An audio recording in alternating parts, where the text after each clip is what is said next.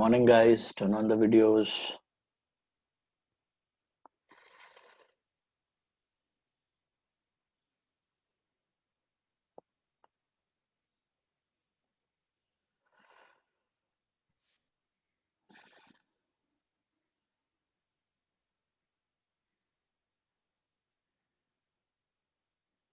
चलो videos on कर लो सब लोग. Tell me, any doubt in the homework or the test questions, resolution? Any of you? If the videos on, off videos will be out.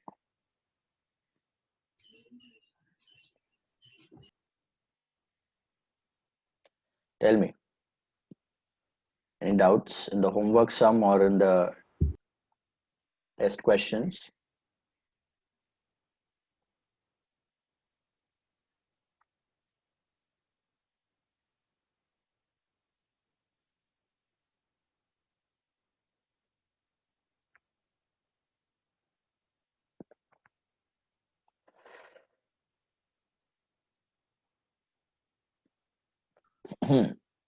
Sorry. Krish, Nitisha, Pashwa, Sakshi, Jash, Suhani, turn on the videos.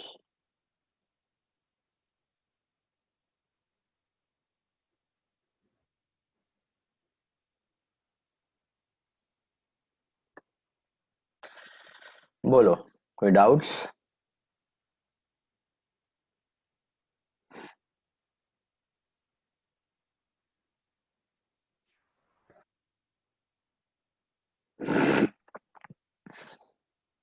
अच्छा अभी college का someone was saying yesterday about the semesters and all NM का कुछ आया है क्या dates? Sir मतलब वो लोग ऑनलाइन एग्जाम लेने वाले हैं 20 मार्क्स का। हाँ वो तो एमसीक्यू वो तो बताया, उसका तो डेट बस नहीं आया ना कुछ. नहीं ओके. सेमेस्टर रिटर्न एग्जाम का कुछ आया है अक्टूबर एंड या ऐसा कुछ? नहीं नहीं अभी सर, तक वो तो अभी कुछ तक बोला नहीं। नहीं। ओके ठीक है. So let's continue from where we left yesterday. NPO. Okay. Just a brief up of what is an NPO. NPO is a non-profit organization. ठीक है. जैसे बिजनेस ऑर्गेनाइजेशंस होते हैं, their motto is to earn profits. Non-profit organization का motto is to provide service. Okay, not to make profits but to provide service to its members. These organizations are mainly formed not for trading activities. इसलिए इनका trading account कभी बनता नहीं है, buying and selling में involve नहीं है. बराबर है. तो जैसे सर्विस बिजनेस का फाइनल अकाउंट होता है, आपको अभी सर्विस बिजनेस का है नहीं, सेकेंड ईयर में आता है. Second first and second year of CA कर रहे हो तो इंटर में आएगा, या तो फिर यहाँ पे सेकेंड ईयर में आ जाएगा.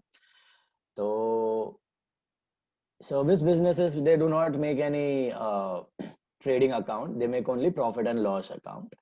So NGOs also provide services, but instead of profit and loss account they will make income and expenditure account. Okay, so income and expenditure account क्या record करता है, इसका meaning बहुत समझना जरूरी है अच्छे से. Income and expenditure account records only the current year's income and expense. What do you mean by income now? Current year का इनकम और एक्सपेंस रिकॉर्ड करता है, इनकम एंड एक्सपेंस. अभी इनकम का मतलब क्या हुआ? इनकम का मतलब whatever you earn, okay, whatever you earn that is recorded on incurred basis, not on received basis but on incurred basis, earned basis. okay, जितना इनकम आपने कमाया है, जो लॉजिक आपने ट्रेडिंग पीएनएल में अप्लाई किया था, सेम लॉजिक यहाँ पे अप्लाई करना है. जो कमाई हुई इनकम है, जो अर्नड इनकम है, वो इनकम एंड एक्सपेंडिचर के आउटर कॉलम में दिखनी चाहिए. ठीक है. और जो इनकर्ड एक्सपेंस है, इनकर्ड एक्सपेंस का मतलब पेड एक्सपेंस नहीं होता. ओके, आप पे कभी ज्यादा कर सकते हो, कभी पे कम भी कर सकते हो. तो पेड एक्सपेंस नहीं देखना है, इनकर्ड एक्सपेंस देखना है. Incurred expense will be a part which is going to be shown in the income and expenditure account in the outer column. जितना एक्सपेंसेस इनकर होने का मतलब जितना बिजनेस ने किया है, एक्चुअली जितना काम हुआ है. ओके, जितने रुपीस का काम हुआ है, जितने रुपीस का सैलरी देना है, जितने रुपीस का इंटरेस्ट देना है, ये incurred expenses will be shown in the outer column of income and expenditure account. Okay, so income and expenditure basically क्या दिखाता है आपको, इस साल का कमाया हुआ इनकम, इस साल का earned income and इस साल का incurred expenses. Okay, irrespective of cash received or paid. Cash system पे हम लोग बेसिस कैश सिस्टम फॉलो नहीं कर रहे हैं, we are following accrual system. Okay, that you need to keep in mind. तो ये कंसेप्ट के साथ रहना तो आगे प्रॉब्लम्स इजी लगेगा. Okay, very interesting chapter this is if you understand and do it. Same thing you are having in foundation also. अगर यहाँ पे आ गया तो योर फाउंडेशन का part will become very easy. Compulsory question you have 15 marks, 10 to 15 marks का weightage है इसका in your CA foundation as well along with the final accounts part. So let's understand this. हमने I think first problem और second problem किया हुआ है. Let's go to the fourth problem. Sum number 4. Very important sum. Problem number 4. The fourth problem.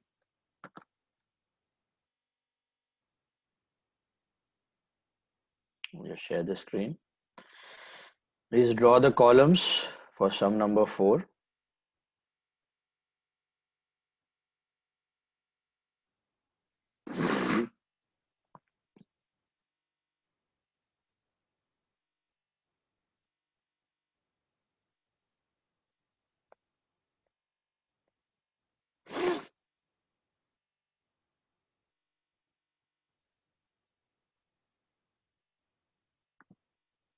Draw कर लो फटाफट.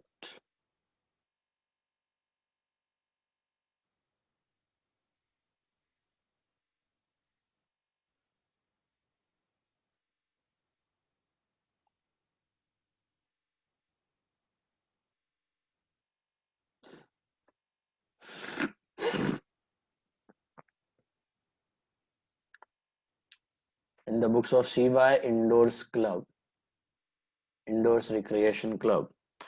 Now, as I told you, majority of your problems will be based on clubs and gymkhanas and schools and colleges.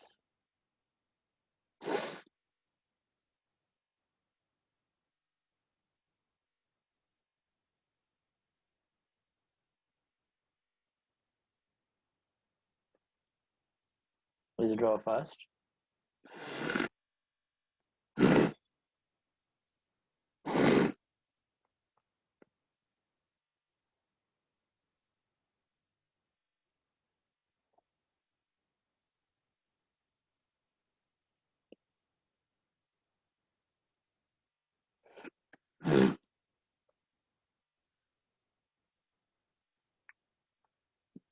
The last warning video should be on Niyati, Dhruv, Vrushti, Bhavik, Yash, Manan.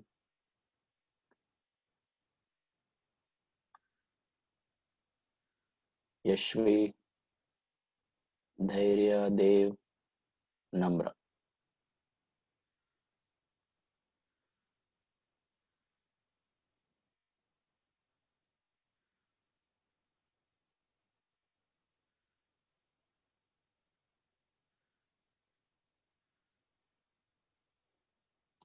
Now look at the problem and tell me, is this the first year or a continuing year of the business? Bolo.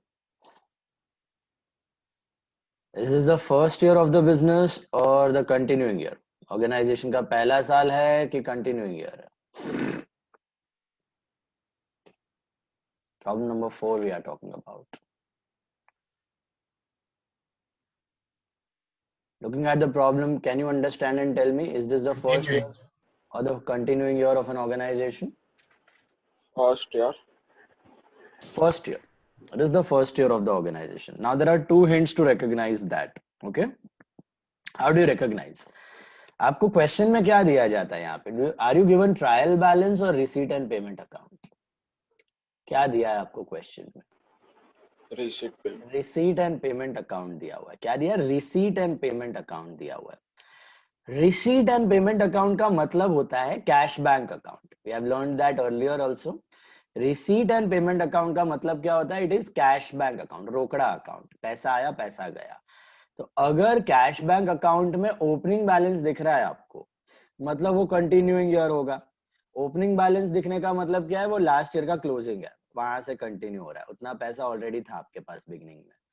Can you see any opening balance in the receipt and payment account? Please check. You do not find any opening balance in receipt and payment account, right? Receipt and payment account में कोई opening balance नहीं है.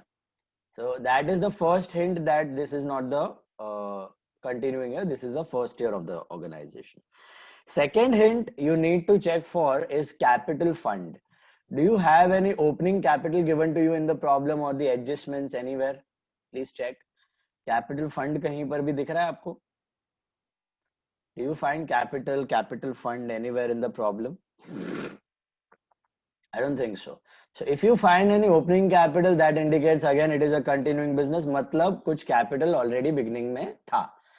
ऐसा तो कुछ दिया कहीं पर भी कुछ opening capital का information नहीं है. So that means this is not the continuing year of business. This is the first year of business. Is this part clear? Is this clear? Is this clear? Acha. Now the next point, what do you need to make in the answer? So you need to make income and expenditure account and balance sheet, which is similar to your profit and loss account and balance sheet for a business organization. Okay. So NPO का P&L और balance sheet के जगह भी make income and expenditure account and balance sheet. ठीक है? So mark down, पहले तो mark कर लो फटाफट. Salaries. Very first item on the payment side से शुरू करना. Rent, where you will write rent? Answer फटाफट. Rent कहाँ जाएगा? Expenditure. Salaries, expenditure. Furniture, come on, answer fast. Assets. Electricity, expenditure. Bar purchase, Expenditure. Tourney expenses. Check whether you have any tourney fund. Tourney means tournament. Check, do you have any tourney fund? Tourney fund कहीं दिख रहा है आपको? No, you don't find any tourney fund. Okay, so here you are having tourney receipts and tourney expenses. What does that indicate? टूर्नी receipts का मतलब है कि recurring income है, हर साल मिलने वाली है आपको. तो टूर्नी receipts is income and टूर्नी expenses expense only. तो इधर कोई फंड वन का लफड़ा नहीं है. फंड होता है मतलब वो नॉन रिकरिंग इनकम है. So that will be a part of liability, long term use. इसका रिफ्लेक्शन आपको बैलेंस शीट में दिखता है. रिसीट्स दिया है, टूर्नी रिसीट्स दिया है, बार रिसीट्स दिया है, क्रिकेट रिसीट्स दिया है. तो रिसीट्स का मतलब हर साल मिलने वाली इनकम है वो. Okay, these are all theoretical stuffs you need to remember थोड़ा सा for boards. Practically तो it's pure logic. Okay, जो हर साल मिल रही है वो रिकरिंग है, वो इनकम में जाती है. जो नॉन रिकरिंग है वो ऑटोमेटिकली लायबिलिटी में चली जाती है, कैपिटल रिसीट हो जाती है. ठीक है. So this time here it is tourney receipt and tourney expense. So tourney receipts will be a part of income, tourney expense will be a part of expense. Okay, it will not go to your liabilities or fund or anything like that. Tourney expense उधर expenditure में दिखाना है. Telephone, where you will write telephone?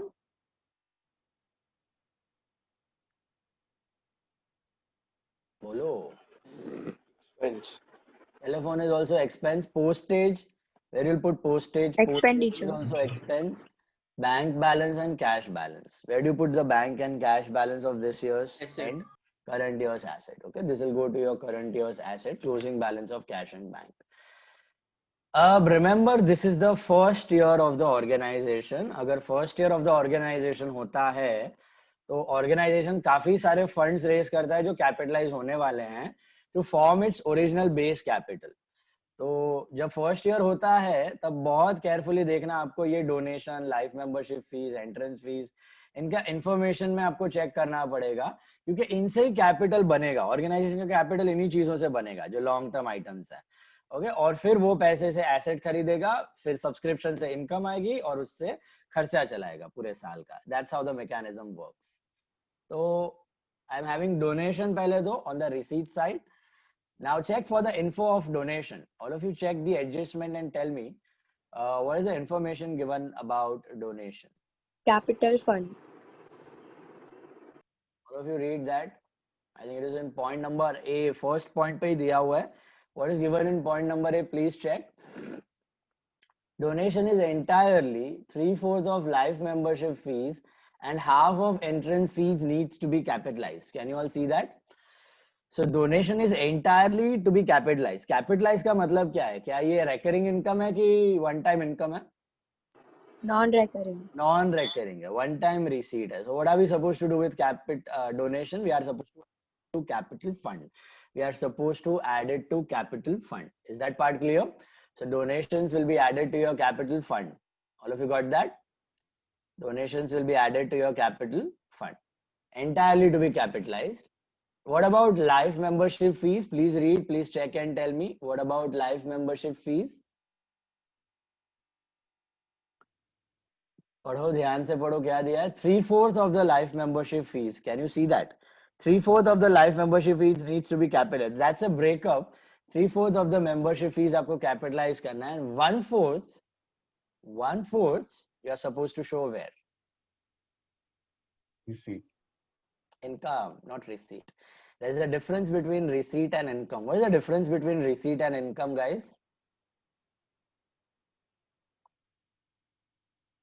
What is the difference between a receipt and an income? I tell you, cash to furniture. Sold furniture for cash. Cash to furniture is the entry. What is this? Is it a receipt or an income? Receipt. It's a receipt. It's a receipt. If I tell you, I received 5,000 from my debtors. I received 5,000 rupees from my debtor. Cash to debtor is the entry. What is this 5,000? Receipt or income? Income. Receipt. But if I tell you my entry is cash account debit to sales account, 5,000. Cash account debit to sales account, 5,000. What is this 5,000? Income. Receipt. Income. If I tell you debtor to sales, credit sales का entry, 5,000. What is this 5,000? Income. Income. See, income का मतलब वो चीजें जो आप हर साल earn करते हैं. तो जो ट्रेडिंग क्रेडिट और पीएनएल क्रेडिट में दिखाई दे रही हैं वो आपके इनकम्स हैं. ठीक है. रिसीट का मतलब होता है पैसा मिलना, रोकड़ा मिलना. ठीक है. जरूरी नहीं है हर बार इनकम के लिए पैसा आए, नॉट नेसेसरी. तो इनकम का मतलब होता है जो आप कमा रहे हो, चाहे पैसा आए चाहे रिसीवेबल हो, कुछ भी हो सकती है. बट रिसीट का मतलब रोकड़ा पैसा मिलना. ठीक है.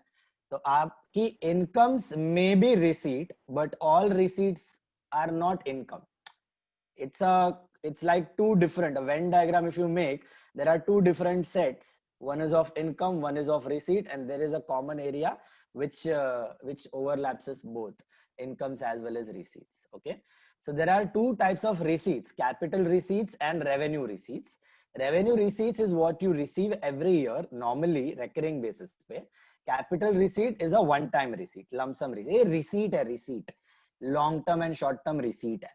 इनकम थोड़ा सा अलग है. इनकम का मतलब क्या है कि आप हर साल रिसीव ना भी करो बट हर साल कमाने जरूरी है, हर साल अर्न हुई जरूरी है. ठीक है. पैसे आगे पीछे आते रहेंगे बट हर साल कमाना जरूरी है. हर साल आपके ट्रेडिंग पीएनएल के क्रेडिट में दिखना चाहिए या हर साल आपके इनकम एक्सपेंडिचर के क्रेडिट में उसको दिखना चाहिए. वो आपका इनकम है. Is this part clear? So keep this concept in mind. So tell me, life membership fees, 3/4 needs to be capitalized and 1/4 is a part of Income. income. Half of the entrance fees were to be capitalized. अभी इधर half of the entrance fees आपको capitalize करना है तो आधा किधर जाएगा? आपका capital fund में चला जाएगा add होके. And where will the remaining half go? Income. Income again. So half are capital receipts.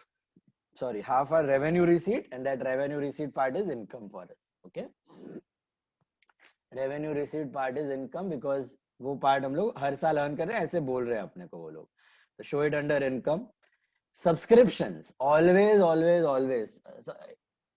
Subscription, या सब्सक्रिप्शन किधर जाने वाला है हर बार? Income. Income. No two thoughts about that. पैसा थोड़ा 2-3 महीने आगे पीछे लेट हो सकता है, बट आपका सब्सक्रिप्शन जाएगा हमेशा इनकम में. रिकरिंग इनकम है, रेवेन्यू रिसीट है. ओके. बार रिसीट्स, बार रिसीट्स कहाँ डालोगे? Income.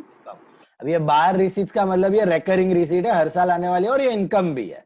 मतलब ये कुछ क्रेडिट वेडिट पे डेटर से पैसा नहीं आ रहा है, ये बार इमीडिएटली आप रोकड़े में व्यवहार कर रहे हो. Cash to bar receipt, and वही आपकी इनकम भी है. ओके. कुछ क्रेडिट में बेच के फिर पैसा आता तो वो रिसीट हो जाता, और जब बेचते वो इनकम हो जाता. ये डायरेक्टली आपका कैश इनकम है. Cash to bar receipt is the entry. Tourney receipt कहाँ जाएगी आपकी? टूर्नी रिसीट Income. इनकम में जाएगी. टूर्नामेंट के पैसे ले रहे हो आप हर साल अपने मेंबर से. बिलियर्ड फीस कहाँ पे जाएगी? Billiard fees is also income. Table tennis fees is also income. ये भी आप card room receipts are also income. ये सब चीजें क्या है? इंडिविजुअल फैसिलिटीज यूज करने के लिए ऑर्गेनाइजेशन चार्ज कर रहा है अपने मेंबर्स को. बेसिक सब्सक्रिप्शन तो पे कर सबको, इसके अलावा भी ये चीजें पे करनी है आपको. Billiard fees, table tennis fees, card receipts वगैरह वगैरह. Now the next important term, grant from Calcutta Corporation. Remember 3 things I told you. If no information is given about them, they are going to be income always. What are those 3 items?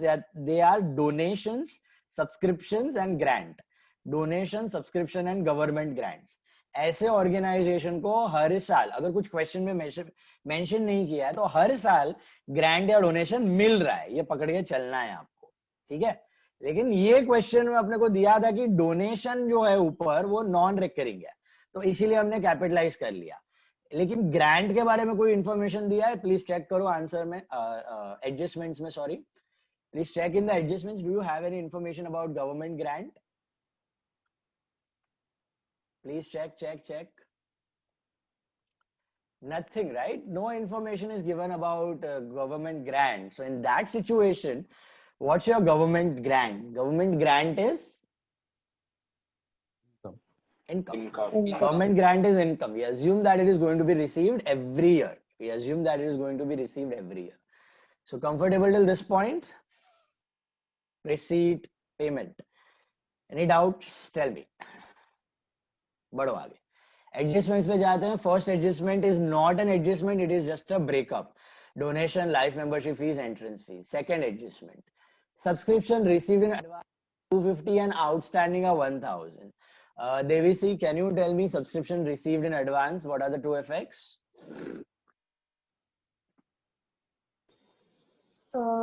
Less from income, and you have to add to liability. Yeah, less from income and liabilities. Very good. Subscription ज्यादा मिल गया है. It doesn't belong to this year, तो हटाओ उसको. Income expenditure में हमारा criteria है filtration process. ठीक है. इनकम एक्सपेंडिचर में हम लोग फिल्ट्रेशन कर रहे हैं. किसका फिल्ट्रेशन कर रहे हैं? रिसीट पेमेंट पूरा भेलपुरी है, मिक्सचर है. उसमें से हम लोग फिल्टर आउट कर रहे हैं. सिर्फ करंट ईयर की इनकम दिखा रहे हैं इनकम एंड एक्सपेंडिचर में, और करंट ईयर का एक्सपेंस दिखा रहे हैं. ये फिल्ट्रेशन हमें करना है. तो ऊपर देखो, आपको जो सब्सक्रिप्शन दिया ना, वो रोकड़ा दिया, इतना रोकड़ा आया है, तो पूरा इनकम में नहीं दिखाना है. उसमें से नेक्स्ट ईयर का भी हो सकता है, कुछ लास्ट ईयर का भी आएगा अभी आगे क्वेश्चंस में, वो सबको निकाल देना है. तो प्री रिसीव्ड इस साल को बिलोंग नहीं करता है, तो remove it. So minus from subscription 250 rupees and outstanding are 1000. Tell me what are the 2 effects of outstanding subscription? Adit Shah, can you tell me the 2 effects of outstanding subscription?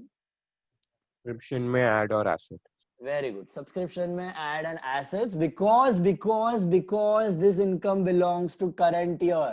This income belongs to current year. ये पैसे नहीं आए हैं लेकिन income है. अब समझ में आ रहा है? ये रिसीट में नहीं दिख रहा है लेकिन ये इनकम जरूर है, क्योंकि the income belongs to this year. Got it, all of you? So add to subscription and assets, receivable income हो गई है. थर्ड पॉइंट पढ़ना, सी पॉइंट पढ़ना ध्यान से. ₹200 were unrealized on टूर्नी account. Unrealised का मतलब देखिए कुछ समझ में आना चाहिए. अनरियलाइज्ड का मतलब क्या है? क्या ये मिलना बाकी है या क्या ये देना बाकी है?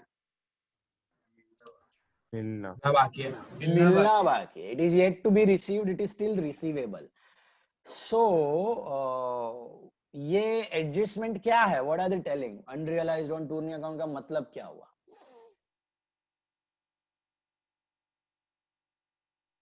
What are they talking about? What will be the two effects? Receivable. Income receivable. Income receivable. कौन सी income receivable होगी?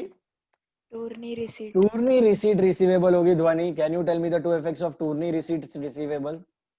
Add to tourney receipts and add to asset. Very good. Add to tourney receipts, income belongs to current year and assets. Add to tourney receipts, income belongs to current year and assets. Perfect hai? Okay, next point. Rent was paid for 3 years in advance. Rent was paid for 3 years in advance. Ria, what do you mean by this? Rent was paid for 3 years in advance. Paid in advance. So that is Expenditure. expenditure. Prepaid ho gaya. What are the two effects? Less from rent and Less liability. from rent and liability. Shabash. Kalyanam. Socho. Rent was prepaid. Asset. Asset होता है, advance में पे कर दिया है तो ज्यादा पे कर दिया है, बेनिफिट मिलना बाकी है. Is that clear? अब ऊपर आप देखोगे ना तो आपको पेमेंट दिख रहा है, वो पेमेंट पेड रेंट है. पेड रेंट जरूरी नहीं है उतना ही एक्सपेंस हो. Can you tell me the amount of prepaid rent? What is the amount of prepaid rent? What is the amount of prepaid rent? Rent was paid for 3 years in advance. ऊपर देखो rent का value check करो कितना दिया है. Making a working note for that. If you check rent ka amount, I think it is 5,000 rupees, very first item. Can you tell me the amount of prepaid rent? 3750. Very good. 3750 is the amount of prepaid rent. How come? क्या दिया वहां पे पढ़ो ध्यान से. Rent was paid for 3 years in advance. So totally आपने कितने time का पे किया होगा ये रेंट? 4 साल. 4 साल का पे किया होगा. देखो बहुत सिंपल सा कंसेप्ट है. अगर मैं आपको बोलूं rent was paid for 2 months in advance, rent was paid for 2 months in advance, मतलब कितने महीने का पे हुआ है? 14 months. Rent was paid for 3 months in advance. Sorry, rent was paid for 3 months in advance. That means it was for 15 months. Rent was paid for 1 month in advance. That means it was paid for 13 months. So rent was paid for 1 year in advance. That means it was paid for 2 years.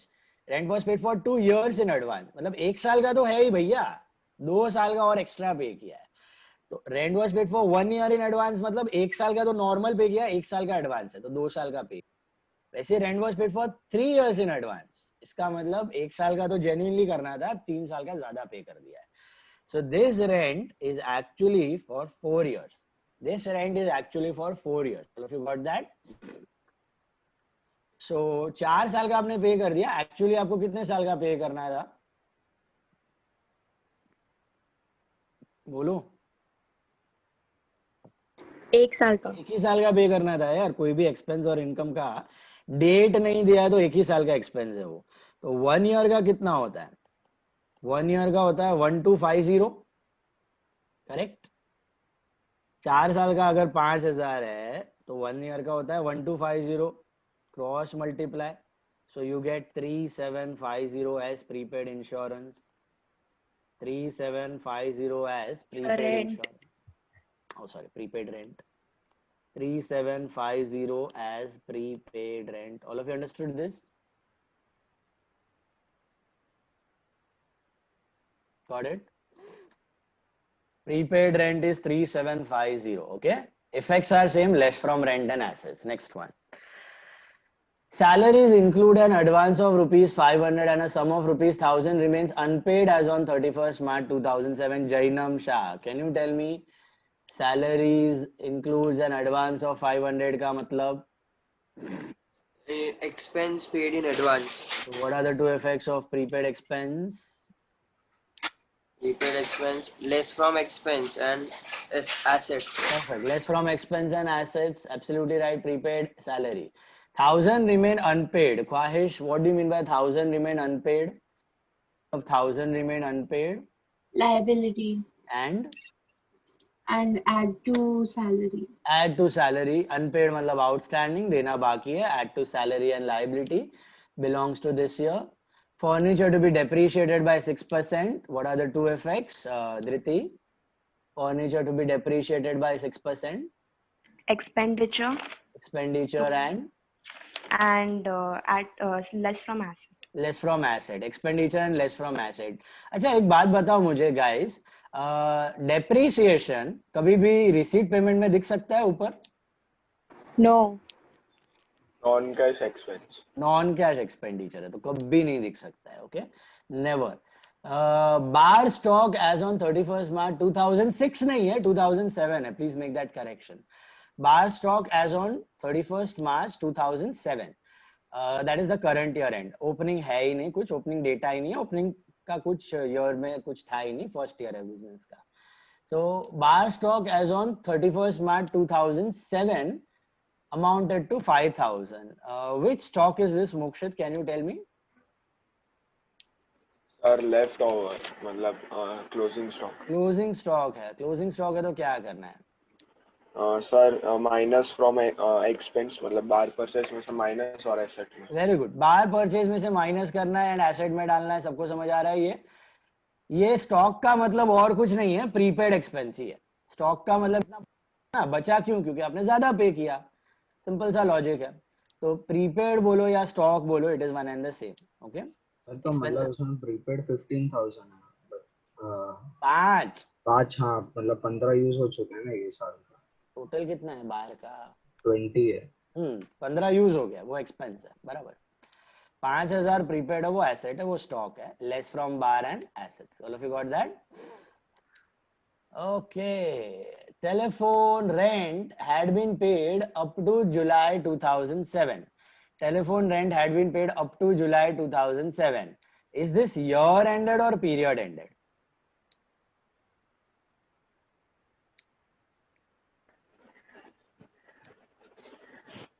Period. Period ended है boss. Year ended नहीं है. हमने final account में कुछ सीखा था, वो था year ended. ईयर एंडेड का मतलब होता है 12 महीना. दैट एक्सपेंस और that income is for 12 months. Then अपना ईयर से एक्सपेंस का ईयर का गैप आप देखते हो, वो पार्ट प्रीपेड हो जाता है. बराबर है. Period ended is something different. What do you mean by period ended? आपको कैलकुलेट करना पड़ेगा ये पीरियड सेपरेटली. ओके, अभी ध्यान से पहले तो मालूम कैसे पड़ा पीरियड एंडेड है. जब भी आपको ईयर, एनुअल या 12 मंथ्स ये न दिखाई पड़े, मतलब ये पीरियड एंडेड हो गया. ईयर एंडेड के लिए ईयर, एनुअल, 12 मंथ्स होना जरूरी है. Year, annual, 12 months. Year, annual, annual का मतलब भी ईयर, 12 मंथ्स तो 12 मंथ्स ही है. तो ईयर, एनुअल, 12 मंथ्स ऐसा कुछ टर्म्स दिख रहा है, that means it is year ended. इसको छोड़ के कुछ भी आ गया, paid for so and so time period, paid up to so and so date, paid for so and so time, that means it is period ended. That means that expense or that income is period ended. Now how will you calculate the period? Now ध्यान से देखना वहां पे. Sorry. Telephone rent had been paid up to July 2007. Telephone rent had been paid up to July 2007. So ये जो telephone rent आपको दिख रहा है ऊपर, एकदम ध्यान से देखना सब लोग. टेलीफोन रेंट जो ऊपर दिख रहा है, कितना दिख रहा है? 370. टेलीफोन रेंट सेम, एक ही आइटम है वहां पे. सो ये आपने पे किया है टिल जुलाई 2007. तो ये जो टाइम लाइन है ना आपकी, ये अगस्त से जुलाई की नहीं है. अगस्त से जुलाई की कब होती है? अगर वो ईयर एंडेड होता. पीरियड एंडेड की टाइम लाइन कैसी होती है, याद है आपको? Period will start from the beginning of your financial year. Period का कैलकुलेशन कैसे स्टार्ट करना है आपको? From the beginning of your financial year. आपका फाइनेंशियल ईयर खत्म कभी हो रहा है? आपका फाइनेंशियल ईयर खत्म कभी हो रहा है? 31st March. 31st मार्च को हो रहा है. तो ये बिगिन कभी हुआ होगा? 1st April 2006. अप्रैल 2007 को हुआ होगा. तो 1st अप्रैल 2006 को हुआ होगा. सॉरी, 1st अप्रैल 2006 को हुआ होगा ये साल शुरू. कहां से स्टार्ट करना है पीरियड का calculation? From the beginning of your financial year. ठीक है. ईयर एंडेड नहीं है बॉस. ईयर एंडेड होता ना, मैं 12 महीना ले लेता चुपचाप. ईयर नहीं है, पीरियड एंडेड है. पीरियड का मतलब क्या है? आपने बिगिनिंग ऑफ फाइनेंशियल ईयर से डेट ऑफ एक्सपेंस तक का अमाउंट पे कर दिया. बिगिनिंग ऑफ फाइनेंशियल ईयर से date of expense, this is beginning of financial year, वहां से लेके डेट ऑफ एक्सपेंस. यहां तक का आपने पे कर दिया, मतलब आपने जो है ये टेलीफोन रेंट कब से कब तक का पे कर दिया, आपने ये पे किया है अप्रैल 2006 से लेके जुलाई 2007 तक। ये कितने महीने होते हैं? अप्रैल 06 से जुलाई 2007 कितने महीने होते हैं? 16 मंथ्स होते हैं। देखिए अप्रैल से मार्च तो 12 महीने हो गए, फिर अप्रैल मई जून जुलाई 4 और, तो 16 महीनों का एक्सपेंस आपने पे कर दिया है। ऐसा सिचुएशन है। ये अगर ईयर एंडेड होता ना, मैं चुपचाप 12 महीने ले लेता, 12 महीने का 370, स्टोरी ओवर। लेकिन ऐसा नहीं है।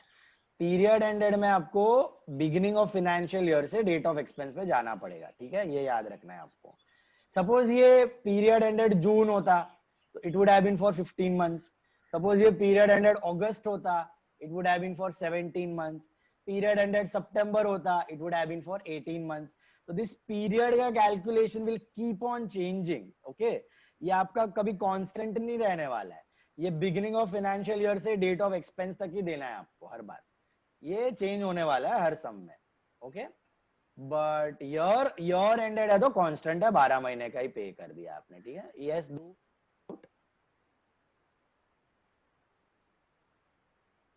ओके, सो 16 मंथ्स का आपने पे किया है, 16 मंथ्स का आपने पे किया है 370 रुपीज। अब चेक करो इसमें से प्रीपेड पोर्शन, ये सिंपल है बहुत। अपना ईयर किधर खत्म हो रहा था? When was our year ending? I think our year was ending on 31st March 07. So ideally we were supposed to pay for 12 months till 31st March, but we went ahead and we paid for 4 months extra. So what is the prepaid component over here? This 4 months is prepaid.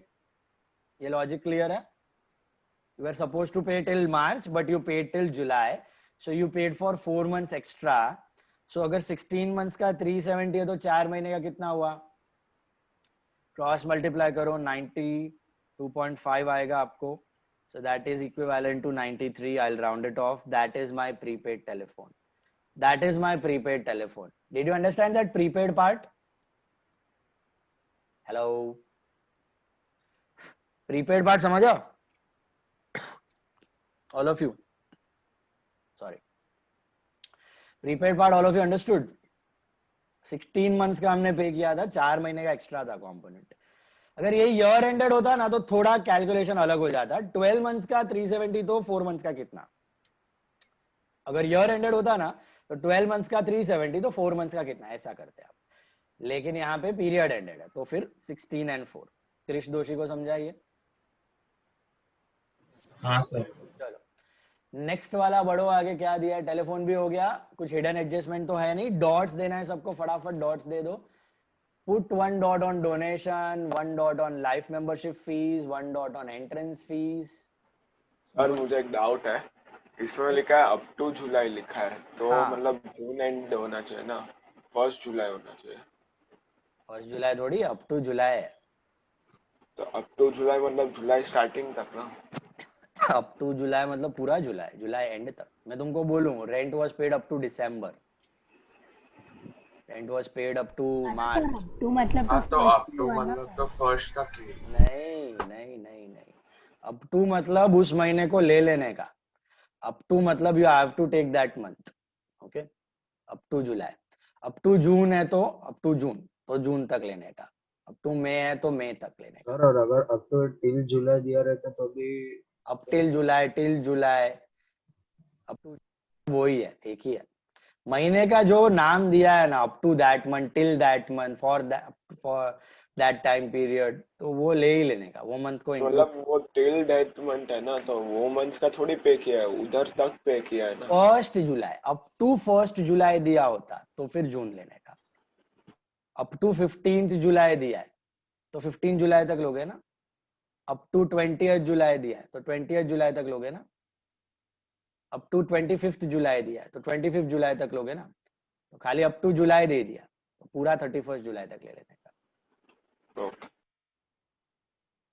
Up to 1 जुलाई दिया है तो 30 जून, या up to 30 जून दिया है तो 30 जून। Up to July मतलब पूरा July. Always you have to consider full month which is given, okay. हम लोग करते हैं ये, अगर आपने देखा होगा ईयर एंडेड में किया है हमने बहुत बार। मैं आपको बोलूं year ended June, so what will be your year ended June? 30th June, right?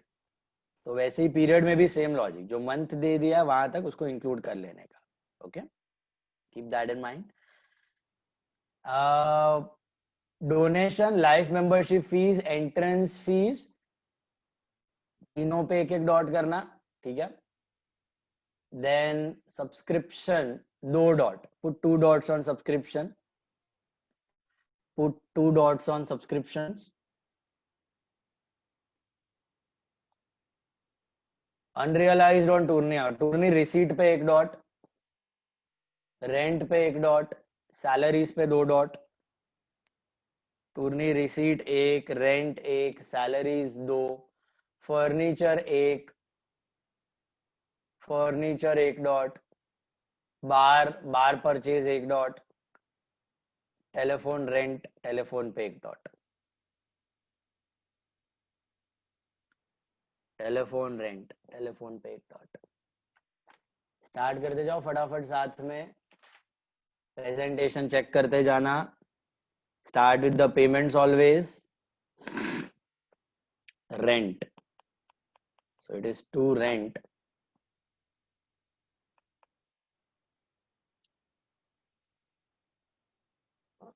To rent, that is 5,000. To rent, that is 5,000. Okay, to rent, that is 5,000.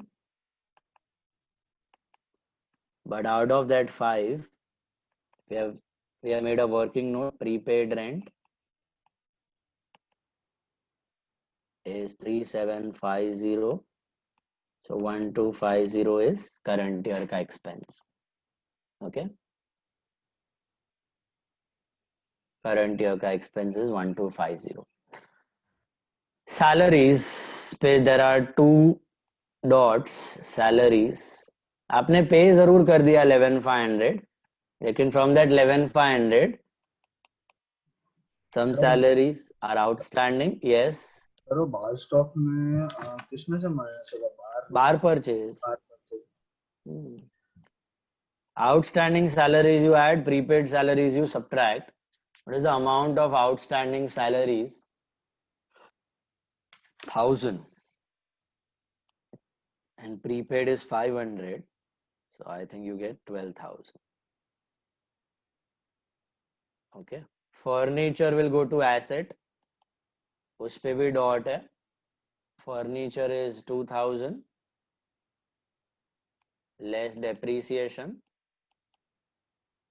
कितना परसेंट है? 6% है, तो 120. Assume it is always from first date of the year. 1880.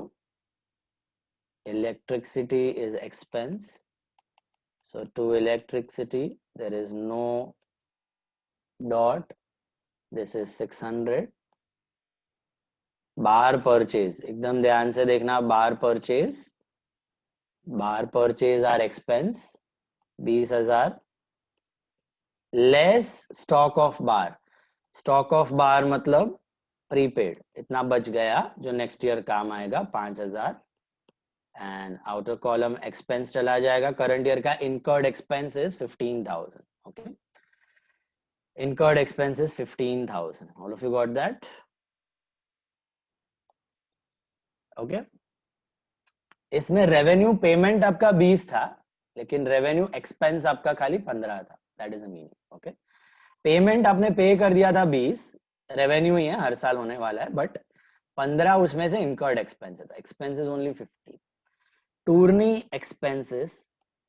Expenses पे I don't think so there is any dot. Tourney receipt पे है, टूर्नी expense पे कुछ नहीं है. 1505. Then we have telephone. I think there is a dot on telephone. अभी हमने working note बनाई है टेलीफोन की. 370 रुपीज में से प्रीपेड टेलीफोन है. How much is prepaid telephone? 92.5 था, तो I'll round it off to 93. So I get my answer to be 277. 277. Then I go postage पे there is no dot. That is 120 rupees. Bank balance and cash balance. Where you will show bank balance and cash balance? Bank balance and cash balance current year का asset में. Okay, इतना बच गया 1430 and 400. That completes your payment part. That completes your payment part. Tell me any doubt till this point. Got it? Sorry. Then we go to the receipt part. Donations के बारे में एकदम ध्यान से पढ़ना. क्या दिया है? Donations entirely are to be capitalized. अगर हमारे पास इन्फो नहीं होती तो हम अज्यूम करते कि ये हर साल रिसीव होने वाला है ऑर्गेनाइजेशन को, लेकिन यहाँ पे दिया हुआ है कि डोनेशन को कैपिटलाइज करना है, मतलब ये वन टाइम है, इनॉग्रेशन पे दे दिया किसी ने, फिर और कोई नहीं मिलने वाला है. तो कैपिटल फंड, शुरुआत में कोई कैपिटल फंड था नहीं, because is the first year of organisation, nil था. इशिता को समझ रहा है? तो कैपिटल फंड में I will add this donation, I will add this donation पूरा का पूरा. ये मैंने शुरुआत में किसी महादाताओं से डोनेशन मंगाया और अपना कैपिटल फंड बनाया ऑर्गेनाइजेशन का. इस कैपिटल फंड से मैंने एसेट खरीदे, फिर सब्सक्रिप्शन मंगवाया, इनकम क्रिएट की, फिर एक्सपेंस क्रिएट किए, फिर मेरा सरप्लस डेफिसिट जनरेट होगा. बराबर है? That's how the cycle works. तो पहले आपका कैपिटल फंड इकट्ठा होगा, उसी के साथ आप एसेट खरीद सकते हो. जैसे सोल प्रोप्राइटर में ओनर इंट्रोड्यूस करता है, पार्टनरशिप में पार्टनर्स इंट्रोड्यूस करते हैं, ओनर्स वो होते हैं, वैसे एनपीओ में मेंबर्स या डोनेशन या लाइफ मेंबरशिप से आपका कैपिटल फंड जमा होता है. ठीक है, ये सब इसके ओनर्स हैं. तो दूसरा लाइफ मेंबरशिप फीस का 3/4 दिया हुआ है. तो हाउ टू प्रेजेंट इट, अगर आपको याद होगा मैंने लास्ट लेक्चर भी बताया था. पहले आप इनकम में जाना, पहले गो टू इनकम, उधर लिख देना bye life membership fees, bye life membership fees that is 5000. पहले आप इनकम में जाना, लाइफ मेंबरशिप फीस लिखना, फिर वहां से लेस करना 3/4 कैपिटलाइज्ड. 3/4 कैपिटलाइज मतलब 3750 यहां से हटाओ, इनकम में आएगा 1250, और जो कैपिटलाइज पोर्शन है वो यहाँ पे ऐड करना है 3/4 ऑफ लाइफ मेंबरशिप फीस 3750. 3750. तो प्रेजेंटेशन याद रखना, जब भी ब्रेकअप करना है तो पहले इनकम में दिखाना, वहां से तोड़ मरोड़ के फिर कैपिटल फंड में दिखाना. भी ऐसा करना है, टोटल अमाउंट है, टोटली रेवेन्यू है, टोटली कैपिटलाइज है, तो लफड़ा नहीं है, डायरेक्टली लिख दो. ब्रेकअप के वक्त पहले इनकम में दिखाना, वहां से लेस करके ट्रांसफर करना. Same thing is going to go for entrance fees. Entrance fees भी पहले you will show it under income. Entrance fees income में आएगा आपका 2500. Half is to be capitalised, तो आधा less half capitalise, which is 1250, and बाकी आधा जाएगा आपका इन कैपिटल फंड में as half entrance fees 1250. So that's your breakup of entrance fees and donations. And then we go to subscriptions. Definitely always subscriptions are going to be your income. So buy subscriptions 6750. There are two dots. एक तो received in advance है और एक outstanding है. तो outstanding subscription add हो जाएगा आपका, and pre-received extra मिल गया है, तो सब्सक्रिप्शन रिसीव्ड इन एडवांस ये आपका माइनस हो जाएगा. सब्सक्रिप्शन एडवांस में कितना मिला हुआ है? Subscription received in advance is 250, ये माइनस कर दो. और आउटस्टैंडिंग कितना है? एडजस्टमेंट नंबर 2 में दिया है, बी एडजस्टमेंट में 1000 है. सो 1000 आपको ऐड कर देना है यहाँ पे. तो ना होता है ये 7500 आ रहा है आपका outer column. 7500 will be your earned income. Earned कमाया हुआ है, इतना जनरेट होना चाहिए. मेंबर को बोल दिया है नोटिस वोटिस बेच के इतना इनकम होना चाहिए, तो ये आपका करंट ईयर का इनकम हो गया. Is that clear? इतना ही आउटर कॉलम में दिखेगा. बाकी ये सब outstanding subscription is like your debtor and pre received subscription का लायबिलिटी एडवांस में आ गया है, नेक्स्ट ईयर एडजस्ट करना पड़ेगा इनकम में. उसके बाद we have bar receipts. Bar receipts are income. Bar receipts are income. Bar receipts पे कोई एडजस्टमेंट नहीं है. 25,000. टोरनी रिसीट्स पे एडजस्टमेंट है. What is the adjustment on tourney receipts? Adjustment on tourney receipts check करो. 1,800 मिला है. लेकिन लेकिन लेकिन एडजस्टमेंट number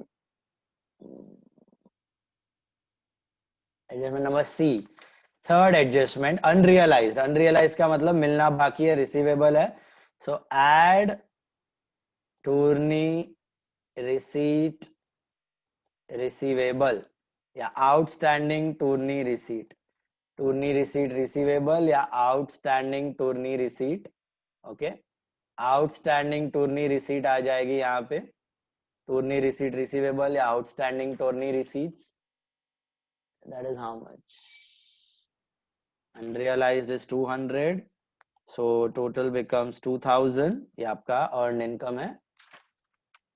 Billiard fees is income. No adjustment by billiard fees. That is 500. Then table tennis fees is income. No adjustment. Table tennis fees is income, 250 rupees. Then card room receipts are also income. By card room receipts are also income. No adjustment, 125. Then grant from Calcutta Corporation. Grant is always income if nothing is specified about it. By grant from Calcutta Corporation. That is 1,000 rupees. Okay. Coming to the adjustment now. That completes the receipt side. Receipt payment side we have done. Any doubt till this point? Please ask. Devanshi समझ रहा है? चलो बढ़े आगे. Next one, adjustment. Donation entirely 3/4 of membership, half of entrance fees. We have done that. That's just a breakup. ये आपको दिख जाएगा. यहाँ पे मैंने किया हुआ है. ये life membership fees, entrance fees का ब्रेकअप यहाँ पे है. एंड बाकी का गया आपका कैपिटल फंड में. Donation, life membership fees, entrance fees. उसके बाद what do we have? Subscription received in advance are 250. देखो यहाँ पे ध्यान से. Received in advance. One effect is here, less from subscription. What is the second effect? So it is liability. Subscription received in advance. That's 250. ये adjustment हो गया. इसको टिक कर लो. उसके बाद रिसीवेबल दिया है मतलब आउटस्टैंडिंग दिया है. तो add to subscription. Okay, one effect is add to subscription. And what is the second effect? So it is asset. Outstanding subscription is asset. Outstanding subscription is asset. किसी को लगता है लायबिलिटी या आउटस्टैंडिंग सब्सक्रिप्शन? बताओ. किसी को तो दिमाग में आंसर आया होगा लायबिलिटी. आउटस्टैंडिंग देख के, आउटस्टैंडिंग देख के बहुत कॉमन सिली मिस्टेक है. बहुत स्टूडेंट्स कर लेते हैं, अच्छे से अच्छे स्टूडेंट्स कर लेते हैं ये. ओके, इनफैक्ट मैं आपको आज एक पेपर शेयर करूंगा. एक लड़की का मिस्टेक हुआ है. रिद्धि ठक्कर लास्ट ईयर थी अपने साथ 12th स्टैंडर्ड में. उसका पेपर मैंने खुलवाया है.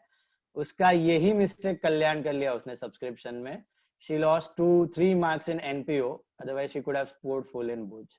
100 on 100. 97 she scored on 100. 3 marks she did the mistake only in this subscription part. Okay, so be very alert with this subscription. It is asset, receivable है. Then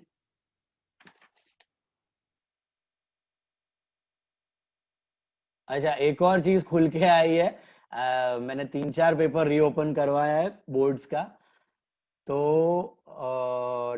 all of them, whether in NM, whether in Mithibai, whether in Somaiya or in Podar, all of them got full 20 on 20 in internals. So the good thing to know is college is giving 20 marks in your internals. Okay, वो सब rumour है, अफवाह है कि काटता है 1-2 mark, ये 2 mark, 5 mark. थोड़ा सिंसियर रहो, थोड़ा रेगुलर हो. And all these are sincere. एकदम खास नहीं, एकदम 100% अटेंडेंस वाले नहीं थे students. All these are normal average attendance सबने मेंटेन किया था, प्रोजेक्ट वगैरह टाइम पे सबमिट किया था, सबको फुल 20/20 है इंटरनल्स में। इंटरनल्स में कॉलेज डिडक्ट नहीं करेगा, ठीक है, वो डर निकाल देना दिमाग में से। नाउ आउटस्टैंडिंग सब्सक्रिप्शन हो गया आपका एसेट साइड पे 1000 रुपीज। देन इसका मतलब एकदम ढील मत छोड़ देना, जो मेंटेन करना है एवरेज उतना मेंटेन रखना। तो पता चला कल से कॉलेज जाने कुछ छोड़ दिया सब lectures. 200 is unrealized on Tourney account. 200 is unrealized on Tourney account. Unrealized का मतलब होता है receivable. Unrealized is receivable. One effect is here, add to Tourney receipt, and second effect is what? Asset. ये भी मिलना बाकी है. Outstanding Tourney receipt या फिर Tourney receipt receivable. That is how much? Unrealized is 200 rupees. Take it out. Rent was paid for 3 years in advance. ये 3 year का concept समझा सबको गाइस? 3 साल एडवांस में था, मतलब 3 साल का प्रीपेड था, ओके। 1 ईयर का करंट ईयर है, 3 साल का प्रीपेड है, ये रहा। लेस फ्रॉम रेंट किया हुआ है, एसेट में डाल दो, prepaid rent 3750, take it out. Then we have salaries includes 500 prepaid and 1000 unpaid. Prepaid and unpaid, that is asset and liability. So prepaid salary is asset 500 and outstanding salary is liability. Outstanding salary is liability 1000. What do we have? The next one is furniture to be depreciated. One effect we have already subtracted from furniture. Second effect is expenditure to depreciation on furniture. To depreciation on furniture, 120 rupees. Then stock, bar stock. Bar stock is nothing but prepaid. Prepaid expense यहाँ पे है less from bar. एक effect दिया हुआ है हमने, दूसरा effect दे दो यहाँ पे एसेट साइड पे। स्टॉक ऑफ बार, स्टॉक लिखो या प्रीपेड लिखो, एक ही बात है, 5000 रुपए। And then we have telephone rent had been paid up to July, that was period ended. हमने नोट भी बनाया है, telephone rent prepaid, effects are less from telephone rent and assets में prepaid telephone rent 93 rupees. That completes the problem. Sir ये salaries जो है वो हमारा एक्सपेंस है ना, करेक्ट, तो उसको हम लोग ने एडवांस वाला मतलब वो प्रीपेड है ना, बराबर। और जो रिसीवेबल है वो रिसीवेबल नहीं, आउटस्टैंडिंग। हाँ आउटस्टैंडिंग। आउटस्टैंडिंग एक्सपेंस है ना, मतलब पेएबल। आउटस्टैंडिंग इनकम है तो रिसीवेबल। बोलो किसी ने किया टोटल? इनकम एंड एक्सपेंस का टोटल, एनीवन? को 38,875 38,875 बढ़िया। Surplus or deficit? surplus 8,003। क्या लिखना है ये भी बताया था मैंने। टू सरप्लस लिख के ब्रैकेट में क्या लिखना है? Excess of income over expenditure, excess of income over expenditure. और ये सरप्लस यहाँ पे ऐड हो जाएगा आपका एज सरप्लस 8003। टोटल कितना आता है? 4 + 1 5 + 17003 and tallies on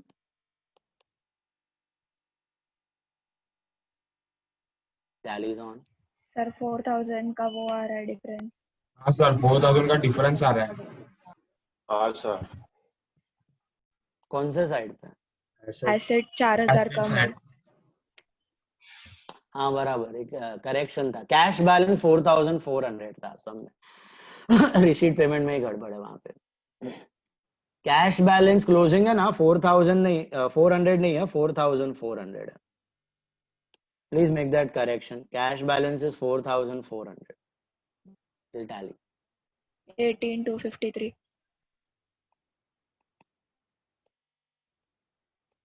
4,400 cash balance. Okay. That's it. Okay.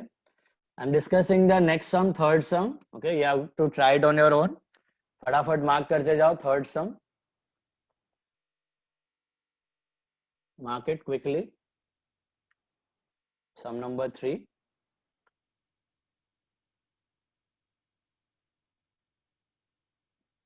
Sir इसमें सब वर्किंग नोट्स दिखाना है. हाँ, वर्किंग नोट्स है ना, ये सब फुल मार्क्स के लिए थोड़ा मैटर करता है. आपका पूरा पेपर राइट है एंड सब फुल मार्क्स देना है, तब ये debit, credit, column heads, presentation, cancellations, working notes, all these matter for full marks. Otherwise they don't carry an extra marks. Full marks के लिए सेफ साइड के लिए सब बना के रखोगे तो बेटर है ऑलवेज. सम नंबर 3. उधर एक करेक्शन है अगेन. पहला item on the payment side, by special fund expense. It's not special fund and expense, it's special fund expense. And cut कर दो. By special funds expense. By special funds expense. Do you have any special fund on the receipt side? Please check. Special fund दिख रहा है आपको? Special fund receipt, special fund for governors party. मुझे बताओ, ये fund दिख जाए तो क्या करना है? What are you supposed to do with this fund? उसमें से माइनस. हाँ, फंड किधर जाएगा पहले? Liability. Liability. Fund will go to liability and expense उधर से ही माइनस हो जाएगा. Is that clear? Fund will go to liabilities and expense वहीं से सब्ट्रैक्ट हो जाएगा. सर स्पेशल फंड्स है ना, एक्सपेंस नहीं है. स्पेशल एक्सपेंस है ना सर, फंड्स नहीं है ना उसमें. Payment by special fund expense है. एंड नहीं है खाली, एंड छोटू सा एंड कट कर दो.